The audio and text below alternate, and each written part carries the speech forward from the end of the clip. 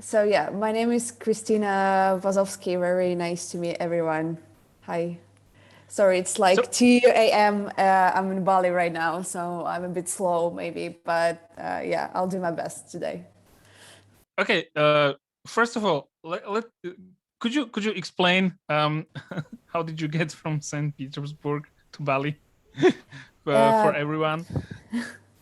sure. So Just your short, yeah. your life story in 30 seconds.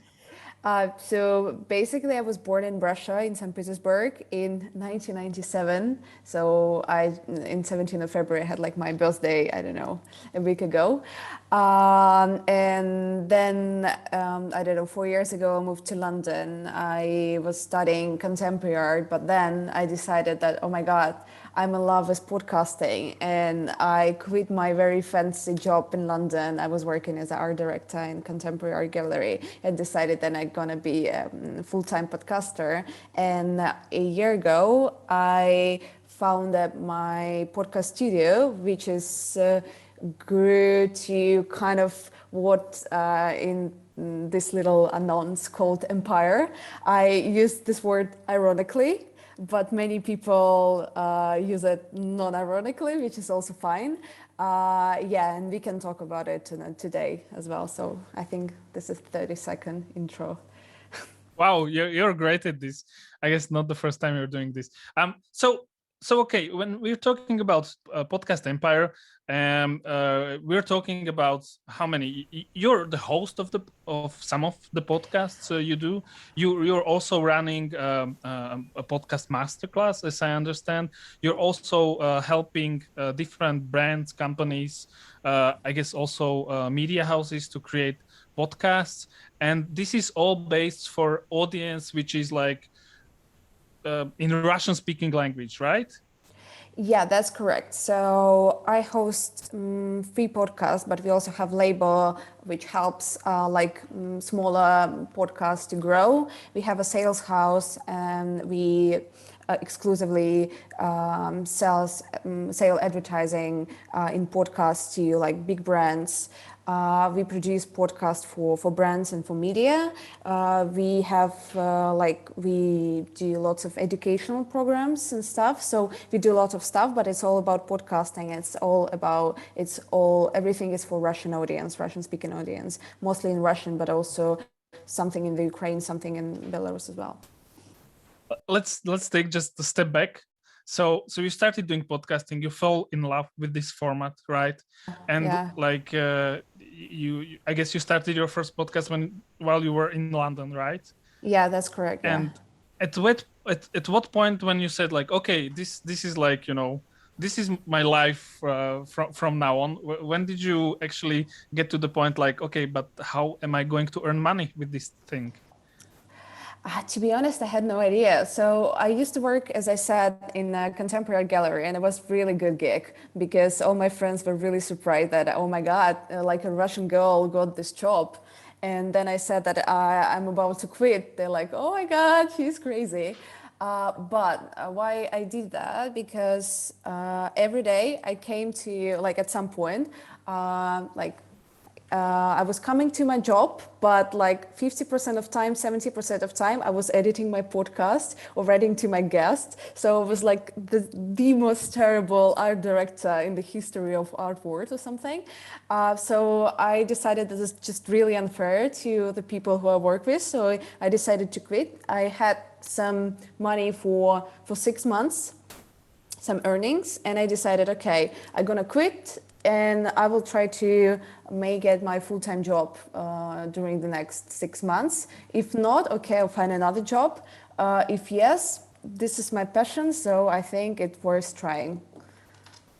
So monetizing your podcast is basically one of the big issues for podcasting out there. So if you look at the stats, like we have more than 2 million podcasts in the world.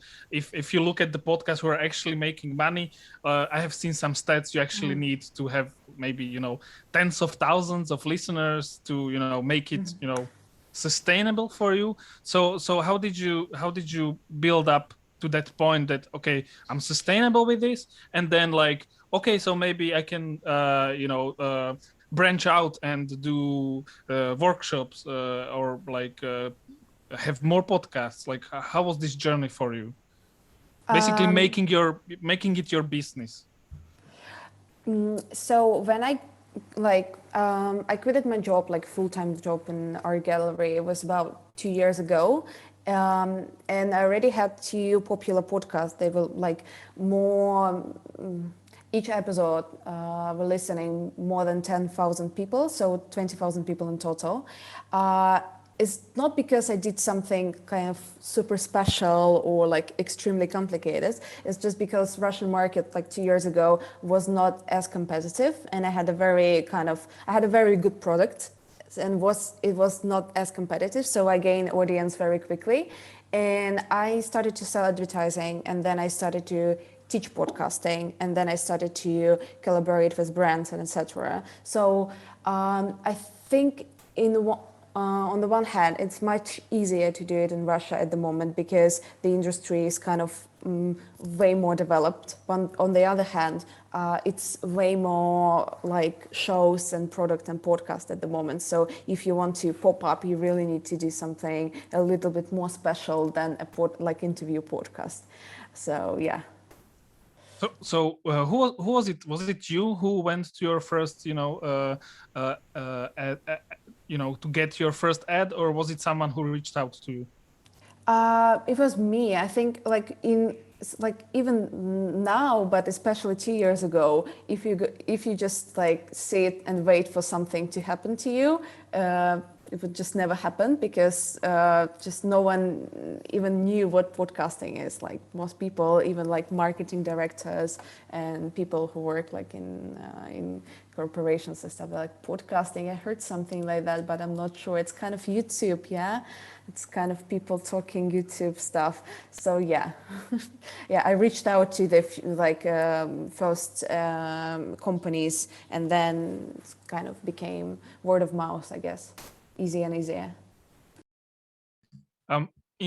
From the point of view to building a business, so there's this question in like let's say modern journalism, like where does the journalism end, where does the business begin, should journalists do business? When you're looking at this, are you looking at it more like I'm doing journalism, or is it like I'm doing a talk show, I'm doing a business? How is your thinking like evolving around the mix of things, like basically like creating content and also like doing the economy behind the content? So like the modern buzzword is like creator economy. So would you put yourself in that box, or like is it more like no, I'm a business person? I'm definitely not a journalist, and I don't have like a degree in journalism, and I never thought about myself as a journalist. I'm definitely a content creator, but I always call myself a podcaster, which is just like not a journalist for me. It's just a podcaster. But at the moment, I think I'm more like a business person, a founder, rather than a content creator, because 90% of my time is managing people. So yeah, I don't listen to that many podcasts anymore. I have my 3 shows I host, but I only kind of talk in this. Sorry, like for pun intended. I only talk in these talk shows, but like I have a producer, I have an editor, etc., etc., etc. Oh, okay. So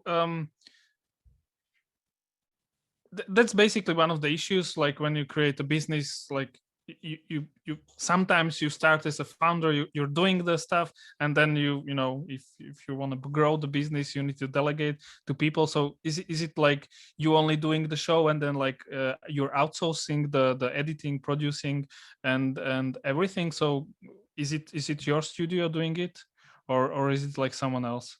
Yeah, I mean, it's everything we do inside, because we have more than 15 editors, we have a bunch of producers, so we have lots of people who work inside. So everything we do, it's kind of a big circle, we create something, we sell it to someone, and then we do this like the other jobs. So yeah.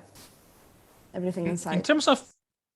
In terms of business model, is it only ads, or is it also like maybe have you tried paid podcasts, like podcasts which are behind the paywall, or is it like creating also podcasts, let's say for companies, so they come to you help creating? Could you tell like in terms of like your whole business, like how much is what like if you can categorize it in kind of way, like what is the like the sources of the business? It's really hard for me to say like straight away about the percentage, but the big part is creating podcast for brands, like from the scratch. But we have like one rule: we work only with our own ideas. So if you come to me and say, I have this idea in mind, it's going to be this and this, we're not gonna make it, because we just believe in our own ideas, because we like to do something complicated and interesting. And it's also, we do a corporate podcast that exists only inside the company as a like corporate media. We do lots of educational content for beginners and for kind of podcasters who are in the field for a while. We have what we call service. Then you can just upload your audio track, and we're gonna edit it in 2 days. And we also have a bunch of illustrators and people who write music for podcasting, so you can also buy it from us. We also have, we sell advertising for podcast I host, but also for 15 different other podcasts. And it's usually like big contracts with big label, like these big brands. So it's kind of lots of things, at the same time. So basically, you're a full-fledged like media production company, like all about audio. Maybe two last questions, because this is supposed to be fireside chat, and we will have shortly Katya and Sasha talk about podcasting in Belarus. So question number one, and then I'll ask another one, is in terms of like so when you look at the United States or Western Europe, like talk shows are big over there, news podcasts are big. That's like the categories like people are looking at. If you look at China, it's almost all about education. So what's the what are the trends in terms of like Russian speaking countries? We don't hear about it a lot, so that's like quite interesting if you can share.